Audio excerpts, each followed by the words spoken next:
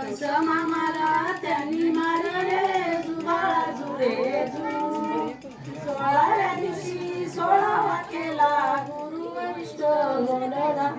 धन्य रामाचा पाळणा गाईला जुबाळा जुरे जू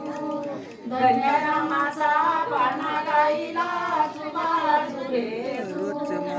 कृष्णावरती घातला साज यशोदेवरती झाला आनंद पाण्यावरती काढला चंद्र जिव्हाळा जुरे जू पाण्यावरती काढीला चंद्र जिव्हाळा जुरे जू